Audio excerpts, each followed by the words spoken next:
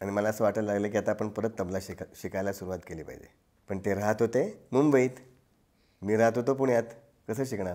धा तीर कीटतक धीर धीर कीटतक धागे तीटे क्र धा तीटे धागे तीटे क्र धा तीटे धाग नाग तीना किना.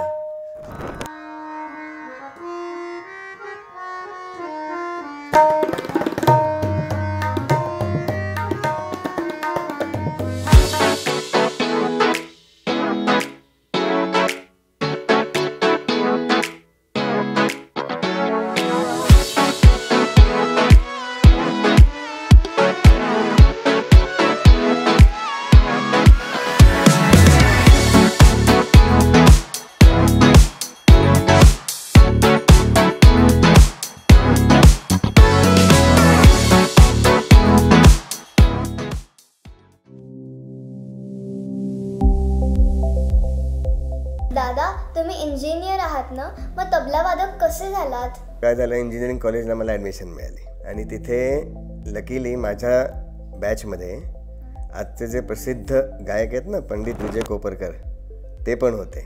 आणि मग तेव्हा काय झालं की इंटर कॉलेजिएट कॉम्पिटिशनमध्ये त्यांच्याबरोबर तबला वाजवायला कोणी नव्हतं आमच्या कॉलेजमध्ये. आणि त्यांना माहीत होतं की मी लहानपणी तबला शिकलो आहे, कारण ते आमच्या जवळच राहायचं आहे. त्यांनी मला खूप प्रोत्साहन दिलं की अरे परत वाजवायला लाग, म्हणून मी त्यांच्याबरोबर परत तबला वाजवायला लागलो. म्हणजे इंजिनिअरिंग कॉलेजमध्ये गेलो म्हणूनच माझा तबला परत सुरू झाला. पण तरी मी तबला शिकत नव्हतो तेव्हा. तर मी इंजिनियर झालो, मग नोकरी करायला लागलो. आणि मग त्याच्यानंतर 2 वर्ष मी इंजिनिअरिंग झाल्यानंतर नोकरी केली. पण 2 वर्षानंतर मी आत्ताचे जे माझे गुरु आहेत ना, तालयोगी पंडित सुरेश तळवलकर, त्यांचा तबला सोलो पहिल्यांदा मी ऐकला. आणि तेव्हा मी खूप प्रभावित झालो. आणि मला असं वाटायला लागलं की आता आपण परत तबला शिकायला सुरुवात केली पाहिजे. पण ते राहत होते मुंबईत, मी राहत होतो पुण्यात. कसं शिकणार? मग मी नोकरी सोडून मुंबईला त्यांच्या घरी राहून 5 वर्ष तबला शिकलो. अशा तऱ्हेने मी तबला वादक झालो. पण सुरुवात कुठून झाली? इंजिनिअरिंग कॉलेजमध्ये. म्हणजे इंजिनियर झालो म्हणूनच तबला वादक झालो. तबला बाकी तालवाद्यांपासून कसा वेगळा आहे? छान आहे प्रश्न तुझा. तबला हा आजच्या काळातला सगळ्यात लोकप्रिय असलेलं तालवाद्य आहे. इतकं लोकप्रिय आहे की ते शास्त्रीय संगीतालाही, साथ संगतीला वापरतात, नृत्याकरताही वापरतात, कथ्थक नृत्याला, सुगम संगीतामध्येही असतं. भजन असेल किंवा चित्रपट संगीत असेल, भावगीत असेल, सगळीकडे वापरलं जातं. नाट्यगीतं त्यालाही वापरलं जातं. एवढंच नाही तर फ्युजन म्युझिक, वेस्टर्न म्युझिक बरोबर सुद्धा तबला वादन होऊ शकतं. एवढं त्याचा परीघ आहे. परीघ म्हणजे रीच. म्हणजे कुठल्याही प्रकारच्या म्युझिक बरोबर तबला वादन हे अतिशय चपखल बसतं. बाकी तालवाद्यांचं तसं नाही आहे. आणि याचं मुख्य कारण काय माहिती आहे का? हे एकमेव तालवाद्य आहे की ज्याला स्वतःची भाषा आहे. बाकी कुठल्याही तालवाद्याला भाषा नाही, पण तबल्याला मात्र भाषा आहे. आणि भाषा आहे म्हणून अनेक रचना प्रकार त्याच्यामध्ये आहेत. जसं पेशकार आहे, कायदा आहे, रेला आहे, तुकडा, चक्रधार, तिहाई, फरमाईशी, चक्रधार वगैरे असे अनेक 20-25 रचनांचे प्रकार आहेत. म्हणजे ह्याच्यामध्ये साहित्य निर्मिती खूप झालेली आहे. साहित्य निर्मिती म्हणजे काय? रचना. आणि ह्याच्या इतका दर्जा, भाषिक दर्जा असलेलं दुसरं कुठलाही तालवाद्य जगात नाही. त्यामुळे हे सगळ्यात वेगळं वाद्य आहे. दादा, तबल्याच्या भाषेबद्दल अजूनही थोडंसं सांगाल का? हो, सांगतो ना. तबला हे जे वाद्य आहे ना, हे पखावजच्या नंतर आलं. पखावज किंवा मृदंग माहिती आहे का तुला? कधी तू वारी बघितलीस का तू? त्या वारीमध्ये जे भजनं करतात त्यांच्याबरोबर एक वाद्य वाजतं बघ. ते फुटलं का काहीतरी असं ना? ती वेगळी गोष्ट आहे. पण त्या वाद्याला मृदुंग म्हणतात. त्या मृदुंगाला पण भाषा आहे बरं का त्या वाद्याला. आणि तीच भाषा तबल्याने घेतली. मृदुंगाचीच भाषा तबल्याने घेतली. तरी भाषा म्हणजे काय असतं? हा जो तबला आहे आणि हा डग्गा. तर तबल्यावरती पहिल्या 2 बोटांनी वेगवेगळ्या ठिकाणी आघात करायचे. जसा हा एक आघात आहे, हा दुसरा आघात आहे. तर या आघातामधून जो नाद येतो ना, त्याला पूर्वीच्या काळात लोकांनी एक वर्ण दिले. वर्ण म्हणजे अक्षर दिली, मूळ अक्षर. तर याला ना म्हणलं. काय म्हणलं? ना. ना. याला ती. ना ती. ट. ती ट. ओके. ना ती. धुन. धीर धीर. Tit tit. अशी वेगवेगळ्या नादांना त्यांनी वेगवेगळी अक्षरं दिली. तसंच बायामध्ये म्हणजे डग्ग्यामध्ये दोनच प्रकारचे नाद येतात. एक तर गे आणि के. ग आणि क. हां, ओके. आणि जेव्हा तबल्यावरची नाद आणि डग्ग्यावरचा नाद एकत्र होतो त्याला त्यांनी अजून वेगळं नाव दिलं. जसं हा ना आहे, हा गे आहे, परंतु दोन्ही एकत्र वाजवलं की धा. काय होतं? धा. धा. तीर कीट. तीर कीट. धा तीर कीट तक. धीर धीर कीट तक. धा गे तीटे. क्र धा तीटे. धागे तिटे क्र धा तिटे. धाग नाग तीना किना. ते हे जे आधी त्यांनी काय केलं, एकेका सुट्ट्या नादाला एक एक अक्षर दिलं. मग त्या अक्षरा 2-3 अक्षरांपासून शब्द निर्माण झाले. शब्दांपासून 2-3 शब्द एकत्र करून त्याची वाक्य निर्माण झाली. असं करत करत ती भाषा तबल्याची तयार झाली. कळलं? तर ही भाषा जी आहे ना, म्हणजे आपल्याकडे तू आता शाळेत निबंध लिहायला शिकलेस की नाही? बरोबर आहे काय? शाळेमध्ये भाषा शिकतो तेव्हा काय काय शिकतो आपण? तर निबंध लिहायला शिकतो, बरोबर? किंवा कविता असतात. तर तसेच तबल्याच्या भाषेमध्ये पण निबंध आणि कविता असतात. तर निबंध म्हणजे काय, तर तबल्यातले पेशकार, कायदा, रेला हे जे प्रकार आहेत तर ते निबंधासारखे असतात. म्हणजे काय असतं, आपल्याकडे निबंधाला एक विषय असतो आणि त्या विषयावरती तू 10 ओळीचा निबंध लिहितेस, अजून कोणी 12 ओळीचा लिहितो, अजून कोणी एक पूर्ण पानाचा निबंध लिहितो. असं होतं की नाही? तसंच हे पेशकार किंवा रेला किंवा कायद्याच्या ज्या रचना असतात ना, त्या एका ओळीच्या असतात, पण त्याचा विस्तार प्रत्येक तबलावादक त्याच्या कल्पनेनुसार कमी जास्त करत असतो. ते निबंधासारखं असतं. त्याच्यापेक्षा वेगळं काय आहे? कविता. बरोबर आहे की नाही? म्हणजे मराठी भाषेत आपण निबंधही लिहितो आणि मराठी भाषेमध्ये कविता पण असतात. तसंच तबल्याच्या भाषेतही निबंध असतात आणि कविता पण असतात. तर तबल्यातल्या कविता म्हणजे काय असतं, तर त्यातले तुकडे, चक्रधार, तिहाई हे जे रचना प्रकार आहेत ना, या तबल्याच्या भाषेच्या कविता असतात. म्हणजे एखादी जशी भाषा खूप समृद्ध असते, बोलायची भाषा, तशीच तबल्याची भाषा पण खूप समृद्ध आहे. दादा, जुगलबंदी म्हणजे नक्की काय? जुगलबंदी म्हणजे 2 वाद्य यांनी एकत्रित वादन करणे, याला जुगलबंदी म्हणतात. म्हणजे कधी कधी ती दोन्ही वाद्य सारखी पण असतात. म्हणजे सतार आणि सतार किंवा तबला आणि तबला, किंवा 2 वेगवेगळी पण असतात. सतार सरोद यांची जुगलबंदी असते, किंवा तबला आणि मृदंग यांची जुगलबंदी असू शकते. त्या दोघांनी एकत्र वाजवणं. एकत्र म्हणजे एका वेळी नाही. आधी एक जण वाजवतो, मग त्याचं झालं की दुसरा वाजवतो, मग त्याचं झालं की परत पहिला वाजवतो, मग त्याचं झालं की दुसरा वाजवतो. असं ते आलटून पालटून चालू असतं त्यांचं वादन. त्याला जुगलबंदी म्हणतात. आणि मग अशी जुगलबंदीमध्ये थोडीशी अशी एक स्पर्धा की कोणाचं चांगलं वाजते, माझं चांगलं वाजते का दुसऱ्याचं चांगलं वाजते. त्यामुळे ती जुगलबंदी खूप रंगतदार होत असते. कारण अशी चढावड असते ना, त्यामुळे दोघांनी वाटत असतं की आपलं चांगलं वाजवावं. त्यामुळे आपोआपच ते त्यांचं वादन खूप छान होत जातं आणि खूप रंगतदार असते जुगलबंदी. तुम्ही कधी केलीत का जुगलबंदी? हो, पुष्कळ वेळा केली आहे. बेसिकली काय माहिती आहे का, तबला आहे ना, तबला हे मुख्य करून साथ संगतीचं वाद्य आहे. बरोबर? म्हणजे गाण्याबरोबर सुद्धा वाजतं, किंवा सतारीबरोबर किंवा इतर वाद्यांबरोबरही वाजतं. तर ती एक प्रकारची जुगलबंदीच असते ना. सतार वादक आणि तबला वादक ह्यांच्यामध्ये ती जुगलबंदीच असते. आत्ताच मी अमेरिकेचा एक मोठा दौरा करून आलो. त्याच्यामध्ये माझ्याबरोबर एक दाक्षिणात्य एक वाद्यवादक होता, तालवाद्य. त्या तालवाद्याचं नाव मृदंगम. मृदंग नाही, मृदंगम. तर त्याच्याने माझी जुगलबंदी आम्ही सगळीकडे करायचो. 25 ठिकाणी आम्ही ती जुगलबंदी केली की आधी मी वाजवणार थोडा वेळ, माझा काहीतरी विषय घेऊन, मग माझ्यानंतर तो वाजवणार, त्याचं झालं की परत मी वाजवणार. असं आम्ही वादन सादर केलं. आणि 25 ठिकाणी आमचे हे जुगलबंदीचे कार्यक्रम झाले आणि खूप लोकांना आवडले.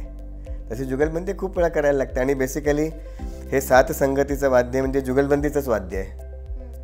फारच म्हणजे समजा 100 कार्यक्रम मी वाजवले तर त्यातले 10च कार्यक्रम हे माझ्या एकट्याच्या वादनाचे असतात, बाकीचे 90 कार्यक्रम हे जुगलबंदीचेच असतात. तबला वाजवतानाचा तुमचा मेमोरेबल एक्सपिरियन्स सांगाल का? एकच नाही, खूप आहेत.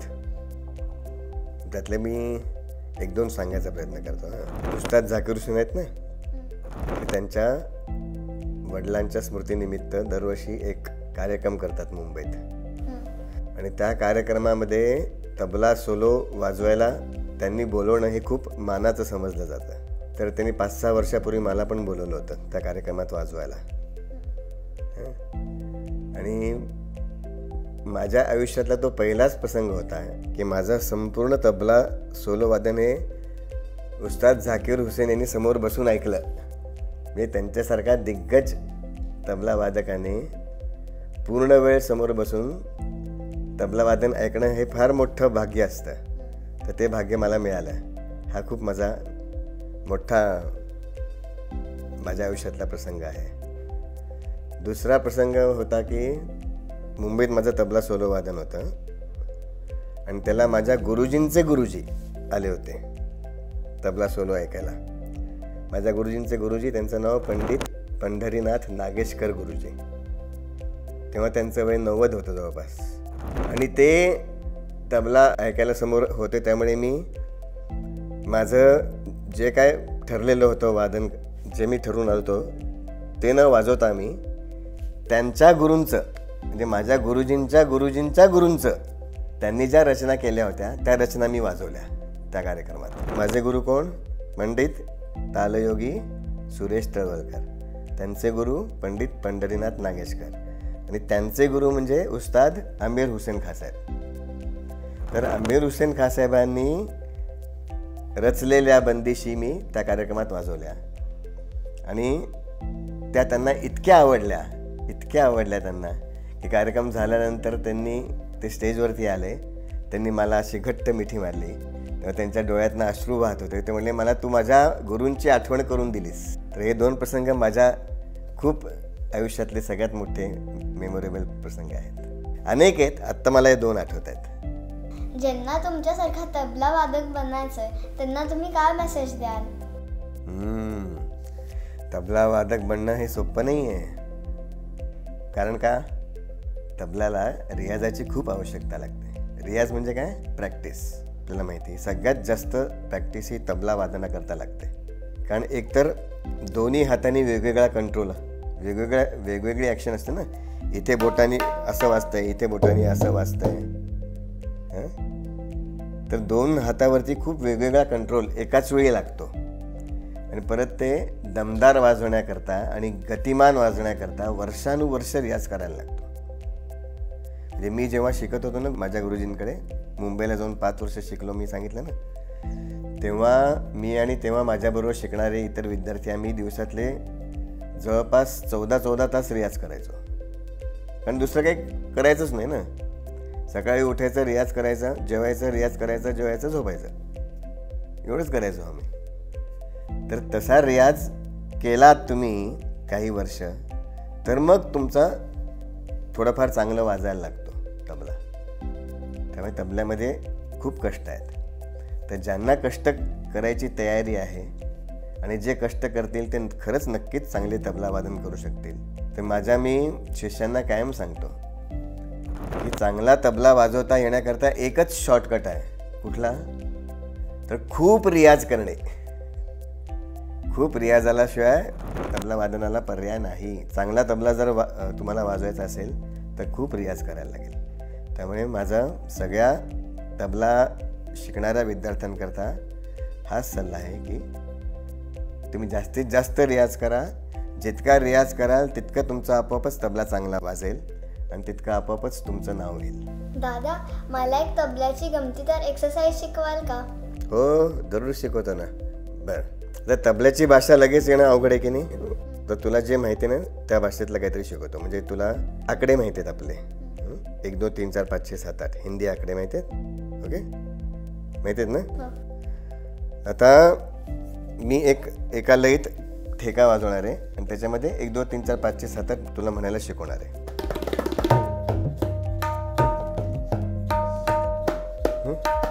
हा मी 3 ताल वाजवतोय. 3 तालच्या मात्रा किती आहेत मोज. 1 2 3 4 5 6 7 9 10 11 12 13 14 15 16 1 2 3 किती 16 मात्रा आहेत बरोबर. आता प्रत्येक 4 मात्रेचे 4 4 भाग आहेत या तालामध्ये. 1 2 3 4 1 2 3 4 1 2 3 4 1 2 3 4 1. आता या प्रत्येक 4 मात्रेच्या भागामध्ये 1 ते 8 आकडे म्हणायचे. म्हणजे प्रत्येक मात्रेत किती आकडे होतील 2. 4 मात्रेमध्ये 8 आकडे. ऐका 1 2 3 4 5 6 7 8 1 2 3 4 5 6 7 8 1 2 3 4 5 6 7 8 1 2 3 4 5 6 7 8 10. बरोबर आहे म्हण. 1 2 3 4 5 6 7 8 1 2 3 4 माझ्याकडे बघ. 2 3 4 5 6 7 8 2 3 4 5 6 7 8 2 3 4 5 6 7 8 3 4 5 6 7 8 3 4 5 6 7 8 3 4 5 6 7 8 3 4 5 6 7 8 4 5 6 7 8 4 5 6 7 8 4 5 6 7 8 4 5 6 7 8 5 6 7 8 5 6 7 8 1 2 गमतीदार आहे की नाही. मजेदार आहे. मनातल्या मनात म्हणायचं याकडे. थांबायचं नाही. मनातल्या मनात म्हणत राहायचं. आता असं करू एक एकदाच म्हणू. ते जास्त अवघड आहे. चालेल ना. एक एकदाच म्हणायचं. 1 2 3 4 5 6 7 8 2 3 4 5 6 7 8 3 4 5 6 7 8 4 5 6 7 8 5 6 7 8 6 7 8 7 8 8. Good job. दादा तुमच्याशी गप्पा मारायला खूप मजा आली. थँक्यू. आमची एक प्रथा आहे. आम्ही येणाऱ्या सगळ्या गेस्टचा ऑटोग्राफ घेतो. तसं तुमचा पण द्याल का. हो नक्कीच देईन ना. आणि एक मॅजिकल वर्ड पण. अच्छा ह्याच्यावरती मी मॅजिकल वर्ड पण लिहायचं आणि ऑटोग्राफ पण करायचा आहे. बरं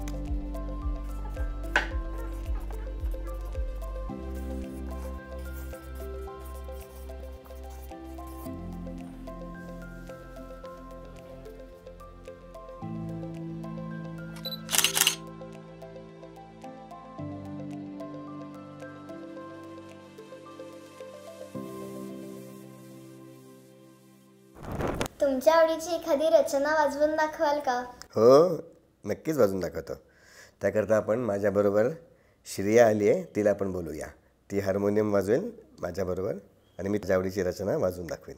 मगाशी मी जो उल्लेख केला की निबंधासारखे जे रचना प्रकार आहेत तबल्यामध्ये पेशकार कायदा किंवा रेला, तर त्यातला एक रेला जो प्रकार आहे त्याची एक रचना मी वाजवतो आहे.